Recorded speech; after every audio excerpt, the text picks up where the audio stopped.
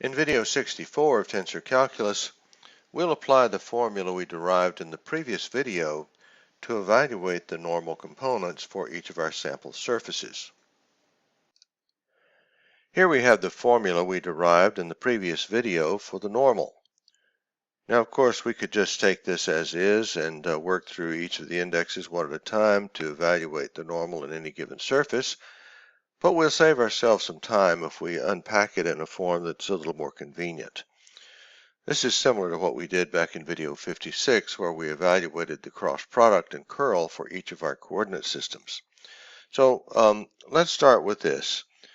Epsilon ijk by definition is equal to the square root of z times e ijk, and epsilon alpha beta in the upper position by definition is equal to 1 over square root of s times e alpha beta. Okay, that means that our formula can be expressed this way as 1/2 of the square root of z over the square root of s. This, of course, is our volume element for our ambient coordinates and the volume element for our surface coordinates. And then that times e ijk, e alpha beta times our shift tensors zj alpha and zk beta. All right, so that's the first change we want to make. So now let's just take the result here and evaluate N1. So N1 is going to be equal to 1/2 of square root of z over square root of s.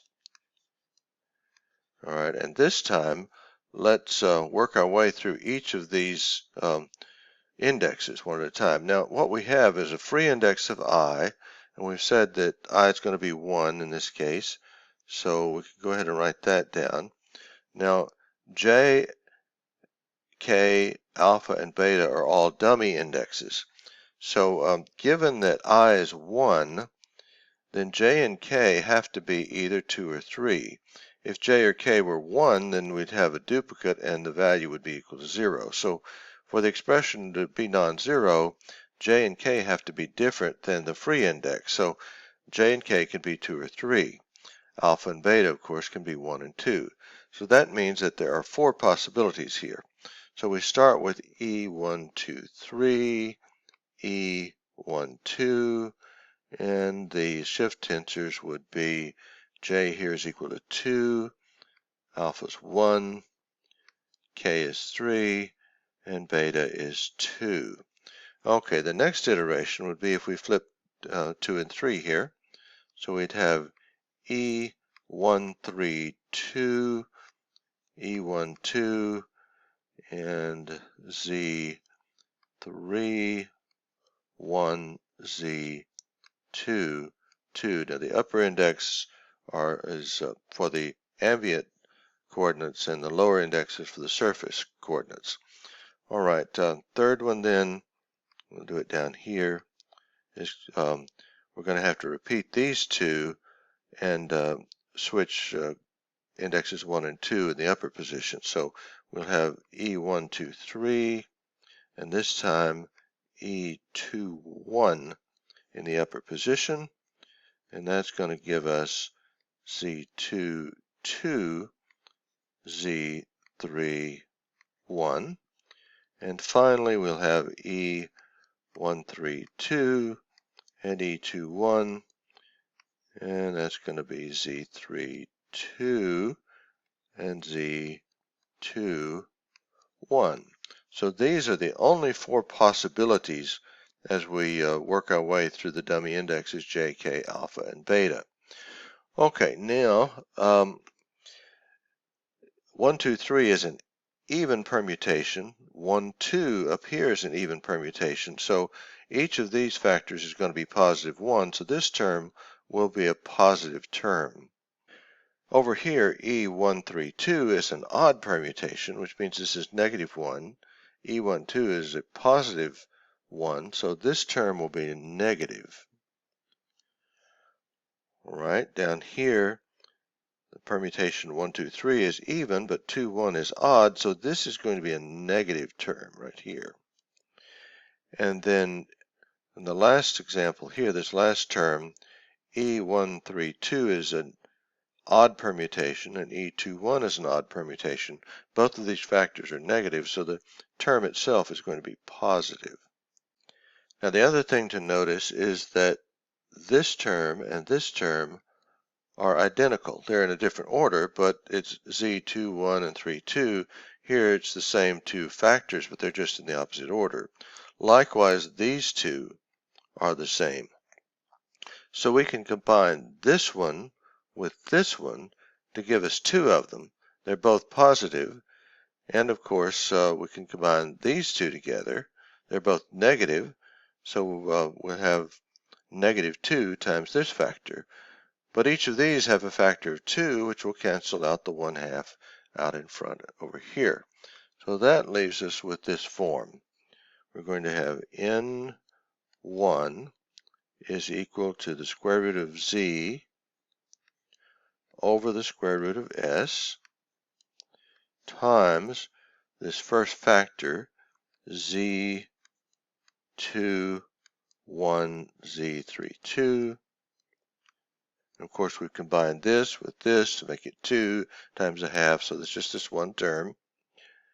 And then we're going to have a negative term because each of these two are negative. There are two of them, and again, times 1/2 just leaves one factor. So this is going to be z3, 1, z2, 2. So we have a very simple form here that the first component of our normal is equal to this factor times this product of shift tensors minus this product, and the only difference is that we've switched the position of the upper indexes, 2, 3 to 3, 2. Now what I want to do is to permute the indexes. This is again something we did back in video 56. So remember the idea, we have this little wheel where 1 permutes to index 2 permutes to index 3, and 3 permutes to index 1. So if we did that in our analysis up here, we'd have index 2 here, and this would be 2, 3, 1. This would be 2, 1, 3. This would be 2, 3, 1. This would be 2, 1, 3. And of course, we'd have to shift each of these as well. This would be 3, 1, 1, 3, 3, 1, and 1, 3. All right, now if we did all of that and went through the same analysis, we'd find that everything we said about the first permutation works for the second as well. This is a positive, this is an even permutation, so it's positive. This is odd, this is even, this is odd. So everything we said about this would work exactly to resolve to the same form that we have down here. In other words, we can get this next result for n2 just by permuting the indexes in the final result. So n2 is going to be the square root of z divided by square root of s, and we're going to permute the upper indexes only, leave the lower ones alone. So 2 becomes 3, and 3 becomes 1. And we switch the order for the second term here, so we'd have z1, 1, and z3, 2. And finally, in 3, we permute everything again. Is going to be equal to square root of z over the square root of s, and 3 becomes 1. 1 becomes 2. And we switch the order of the terms. So we have z, the order of the upper indexes. We leave the lower indexes alone. So 1 and 2 like this. So these three expressions become the model for deriving the components of the normal in each of our surface examples. Now again, if you went back and looked at video 56, you'd see that these forms are very reminiscent of what we got back there. We had results that had the difference of two terms like this, where we flip the indexes to form the second expression. Well, that shouldn't be too surprising, because what we're really doing here is making a special application of the cross product in order to derive the normal components. All right, let's take these model forms and apply them to each of our sample surfaces. We'll start with the cylindrical surface, and here we have the model forms that we just derived. And here the square root of z up here is just 1, because the ambient coordinate system is the Cartesian coordinate system, so our volume element is just 1. This is the surface volume element right here, and that's just this guy right down here. Now, each of these components you see there are the components of our shift tensor. The upper index will correspond to the row, and the lower index corresponds to the column. All right, so let's just do it. We're going to first of all have n1 equals the square root of z, which we said is just 1, divided by the square root of s, which is a. And then we'll have the second row first column, that's a cosine theta. And we'll have the third row second column, that's just 1. And then we'll subtract from that the product of third row first column, which is 0, times the second row second column, which is 0. So obviously that's 0. And if we evaluate that out, we're going to simply get the cosine of theta. All right, in 2, again, we have the same first factor of 1 over a. And this time it's the third row first column, which is 0, times first row second column, 0. So this is obviously 0. Now we've got the first row first column, negative a sine theta, times row 3 column 2, which is 1. And we're subtracting it, so this is going to be a positive a sine theta. And that evaluates out simply to the sine of theta. All right, in 3, same first factor here. And now first row, first column, times the second row, second column, well, that's going to be 0.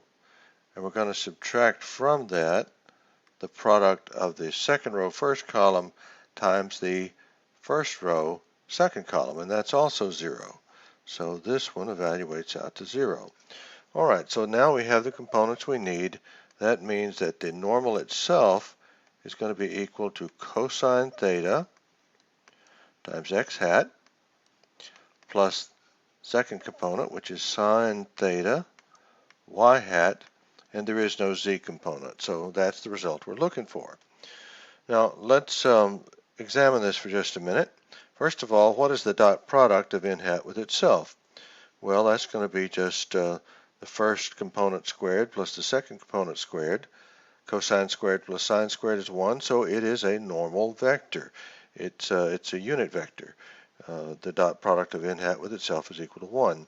Now also look at the dot product of n hat with our basis vectors up here. If we dot that, then the first term would be this times the cosine of theta negative plus this times the sine of theta. Those obviously add to 0, and therefore n hat dotted with s1 is 0.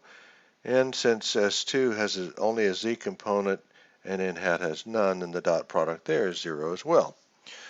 Okay, so we can just move down and put that into our fact sheet down here at the bottom, and it'll look just like this. There's our external normal vector.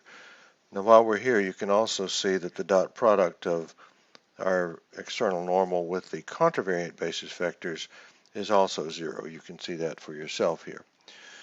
Okay, now before we leave, let me do something else. I want to go back up and kind of review what we did here, and note that we can actually do this almost by inspection. We don't have to go through all the iterations here, because I like to think of it this way.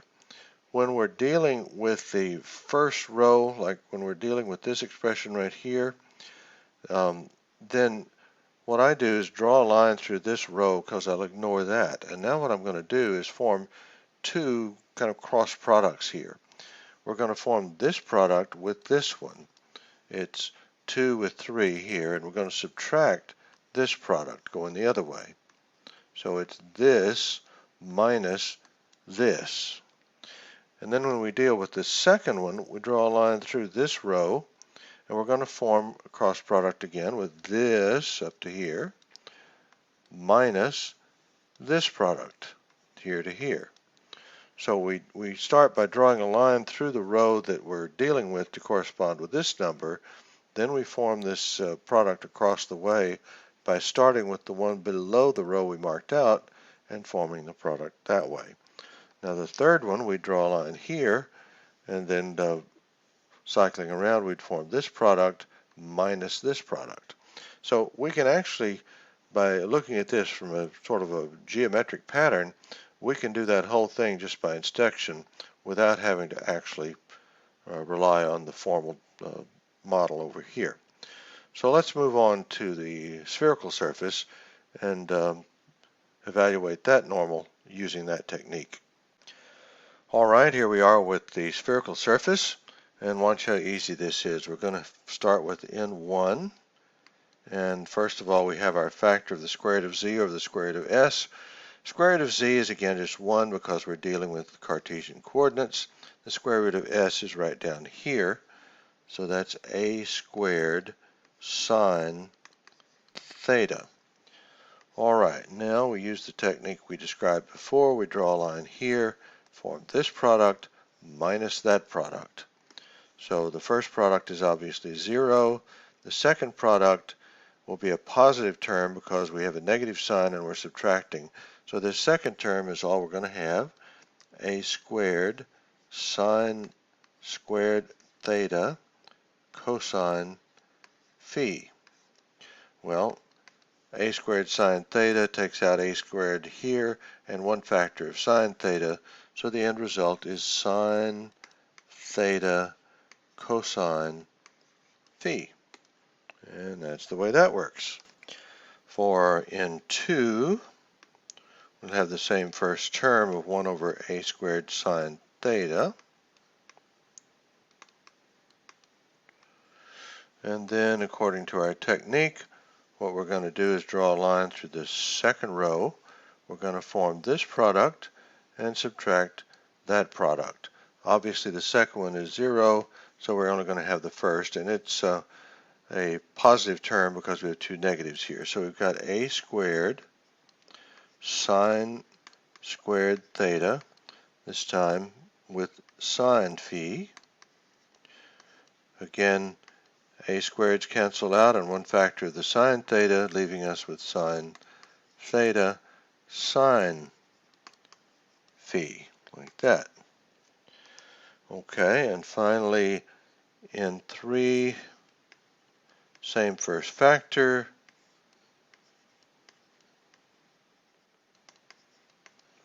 And now we're going to draw the line here. We'll form this product minus that product. The first product here, going this way, is going to be a squared times the sine of theta, cosine of theta, times cosine squared of phi. And the second term going this way, we're subtracting and there's a negative, so it'll be a positive term. It's going to be a squared sine theta, cosine theta, this time with the sine squared of phi. Okay, now surely you can see that this term takes out this one, and what we're left with is each of these two factors. There's a common factor, the cosine of theta. When we factor that out, we have cosine squared phi, and added to the sine squared of phi, which of course is just 1, and the final result then is just the cosine of theta. And so there we have it. These are the components of the normal for our spherical surface. So we'll just move down and put that in place. And I will leave it up to you to confirm that this is a unit vector and that the dot product of the normal with each of the 4 basis vectors is going to be 0. All right, let's move on finally to the torus. Okay, before we get started with the torus, I want to do one thing. I want to make a substitution here. I want to say that r is equal to this factor of a plus b cosine of phi. Making that substitution will make life a lot easier as we work through it. Okay, so we'll just do it here. We'll start with n1, and the square root of z again is just 1. We're dealing with Cartesian coordinates. And the square root of s is this expression here, but because of the substitution, it's just going to be br. Okay, so now we start with our technique, and we're going to draw a line through the first row. We're going to find this product minus that product. Well, the second product is obviously 0. So the first product is r times b times cosine theta rather, cosine phi, and then we're subtracting 0 in this direction, so this term is all we have. Now, obviously, if we cancel out the RB term, we're going to be left with cosine theta, cosine phi. All right, then for N2, we're going to have the same first factor, 1 over BR, and then we're going to draw a line through the second row. We're going to form this product and subtract that product. First term here is obviously 0, so we'll subtract this one. It's got a negative, so it'll be a positive term. It's going to be r times b times the sine of theta times the cosine of phi. And again, the br factor cancels out, and we're left with simply sine theta cosine phi. And finally, in 3, same first term, and this time we're going to draw a line through the third row. We'll take this product minus that product. Well, that first product is going to be a positive term because there are 2 negatives, so we're going to have RB times the sine squared theta times the sine of phi. And the second term this way is we're going to subtract it, and it's a negative, so it'll be a positive term, and that's going to be RB times the cosine squared of theta times the sine of phi. Now, here the BR terms cancel out here, and surely you can see if we factored out the sine of phi, we'd have a remaining factor of sine squared plus cosine squared is 1, so the whole thing resolves to the sine of phi, and that's the end result. So what we have then are these components for the normal. We'll move down and put that in place. Looks just like this. And again, I'll leave it up to you to confirm that this is a unit vector by taking the dot product of this with itself, and then that it is orthogonal to each of our basis vectors by taking the dot product with this with each of those basis vectors. And with that, you now see what the normal looks like for each of our sample surfaces.